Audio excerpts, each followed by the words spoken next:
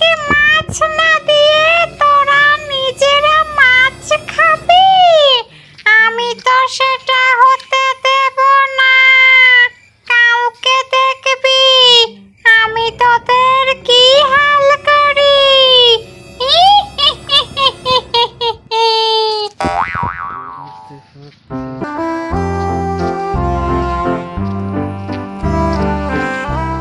আব্বা কই তুমি? আরে তোরা আইছিস? আরে আমার দাদু ভাই কই গো, দেখে যাও কে আসছে দেখো। আব্বা আসসালামু আলাইকুম, কেমন আছেন আপনি? ওয়ালাইকুম আসসালাম, এই তো বৌমা ভালো আছি। আরে আমার সোনা ভাই, তুমি কেমন আছো সোনা ভাই? আমি অনেক ভালো আছি দাদি। দুলা ভাই ঘরে চলেন, এখন অনেক গরম। এরা কারা? এইটা আমার শালার পুত আর শালি। এটা আপনি কি বললেন দুলা ভাই? আমি শালার পুত? ও আচ্ছা, ভুলে মিস্টেক হয়ে গেছে, এইটা আমার শালা। তোরা সবাই ঘরে আয়।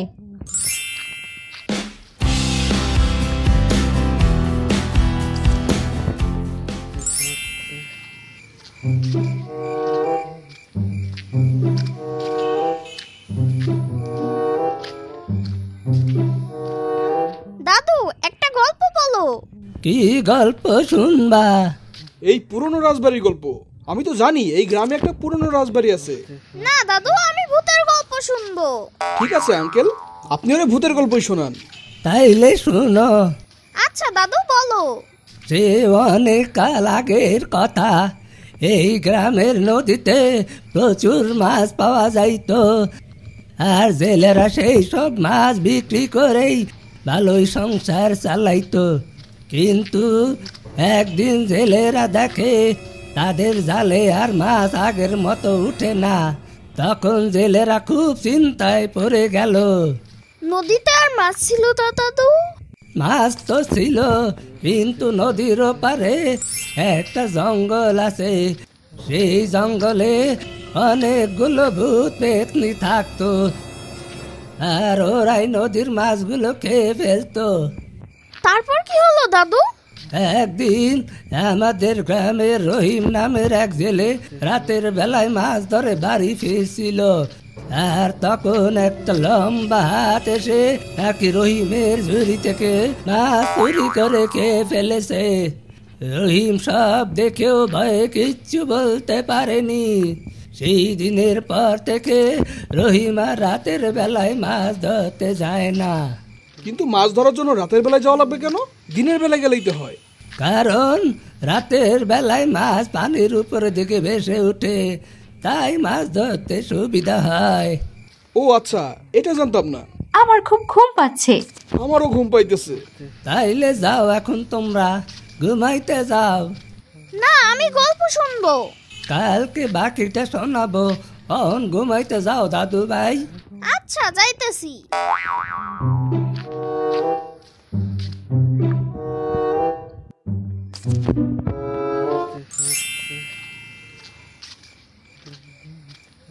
ইয়ামিন, তুমি ঘুমাইতে যাও, আমি একটু আসতেছি।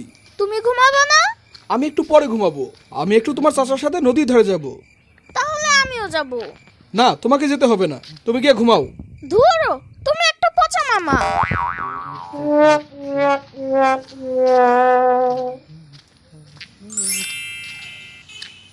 কাশেম ভাই আছেন? ও ভাই, কি হয়েছে ফয়সাল ভাই? আপনাদের গ্রামে রাতের বেলায় নদীতে নাকি প্রচুর মাছ পাওয়া যায়। হ্যাঁ যাই তো, কিন্তু আপনি কি অহন এই রাতের বেলায় নদীর ধারে যাইবেন? হ্যাঁ, নিয়ে চলেন। ঠিক আছে, তাইলে চলেন।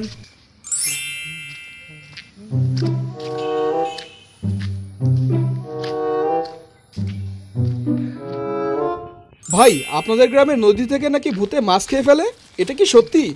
ও ভাই সত্যি। আপনি নিজের চোখে দেখছেন? মামা আর চাচ্চু কোথায় যায়? আমাকে দেখতেই হবে। না, আমি নিজে থেকে ভূত পেতনি দেখি নাই। তাইলে এগুলো বিশ্বাস করেন কেন? লোকে বলে তাই বিশ্বাস করি ভাই। এইগুলো কুসংস্কার। ভূত পেতনি বলতে কিচ্ছু নাই। চলেন আজকে আমরা মাছ ধরি, তারপর সকালবেলায় ভরপেট মাছের পার্টি হবে। ঠিক আছে ভাই, তাইলে চলেন।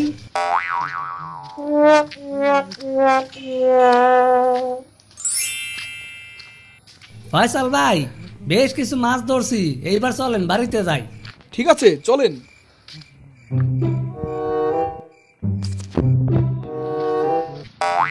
ভাই আপনি কি ইয়ামিনের সাথে আনছিলেন? না তো ভাই, ওই দেখেন ইয়ামিন ওই দিকে খাড়াই আছে। আমাদেরকে ফলো করতে করতে আসছে। ওকে বলছিলাম ঘুমাইতে, খারান ওরে কান মনে দিতেছি। ইয়ামিন, এই ইয়ামিন এদিকে আসো। আমি না তোমারে বলছিলাম ঘুমাইতে যাইতে, তুমি তারপরে এদিকে আসছো কেন? বারে তুমি কোথায় যাও সেটা দেখতে চাইছিলাম। আমি টয়লেটে গেলে কি তুমি টয়লেটে আসবা? ভাই থাক বাদ দেন, চাচ্চু চলো আমরা বাড়িতে যাই।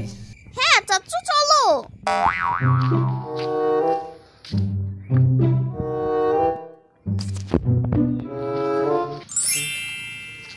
কি রে তোরা তিনজন কোথায় গিয়েছিলি? আব্বা ফয়সাল ভাই একটু নদী থেকে মাছ ধরতে চাইছিল, তাই নদীর ধারে গেছিলাম। তাই নাকি? তাহলে দে মাছের ঝুড়িটা আমার হাতে দে। আব্বা থাক, আপনার কষ্ট হইব, আপনি বাসায় যান, আমরা আসতেছি। হ্যাঁ আঙ্কেল, আপনি বাসায় যান, আমরা আসতেছি। কোনো কষ্ট হবে না, মাছের ঝুড়িটা দে বলছি। দাদু তুমি আমাকে কোলে নাও, আমি আর হাঁটতে পারছি না। কোলে নেব, দূর হয়ে যা। দে মাছের ঝুড়িটা মারে দে। তুমি তোমার নাতির লগে এমন করলা কেন? তোমার এইটা টানতে হইব না। বেয়াদ পোলা পাইন, মুরব্বুদের কথা শোনোস না? কি ব্যাপার, ইয়ামিনের দাদা ইয়ামিনের সাথে এরকম আচরণ করলো কেন? কাশেম ভাই, আঙ্কেলের কি হয়েছে? কি জানি, মনে হয় মাছ খাওয়ার লাগিয়ে পাগল হয়ে গেছে সে। বাসায় সারাদিনে আমার সাথে এইভাবে চিল্লাফাল্লা করে ভাই। ইয়ামিন তো কষ্ট পাইছে। চাচু মন খারাপ কইরো না, তোমার দাদার মনে হয় আজকে শরীরটা খারাপ, তাই এইরকম করছে। অহন চলো আমরা বাড়িতে যাই।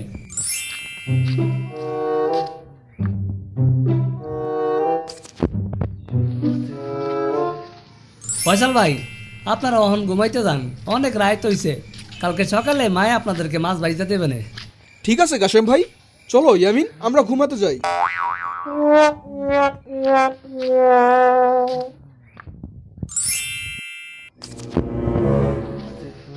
আমাকে মাছ না দিয়ে তোরা নিজেরা মাছ খাবি? আমি তো সেটা হতে দেব না। কাউকে দেখবি আমি তোদের কি হাল করি।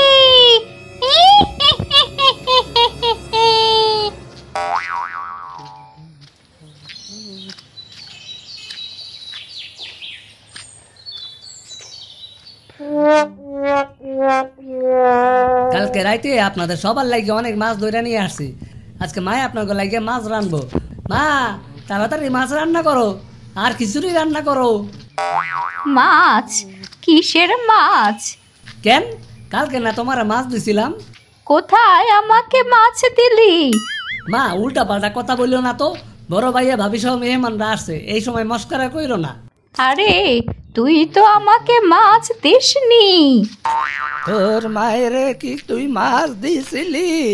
সে কি আব্বা, আপনিও ভুলে গেলেন? কালকে রাইতে তো আপনি দেখলেন আমি কতগুলো মাছ ধরে লই আইলাম, আপনি নিতে চাইছিলেন। কখন? কি কন আব্বা, কালকে মাছ যাইতে ভুলে গেলেন নাকি? আব্বা মায় দেখি আমাকে ওই বট গাছের উপর বসে ঘুমাইতেছে। আর এইটা কি? মা তুমি এইখানে, তাহলে আমি কারে নিয়ে আসলাম? ইয়া আল্লাহ, দুটো একরকম মানুষ কেমনে সম্ভব? আমি বুঝতে পারছি। এই সত্যি করে বল, তুই কে? কেন আমার বউয়ের ছদ্মবেশ নিয়েছিস? আমি আসল, ও নকল।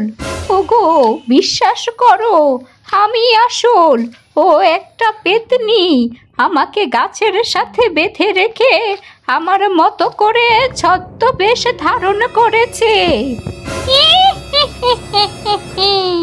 হ্যাঁ হ্যাঁ, আমি পেতনি।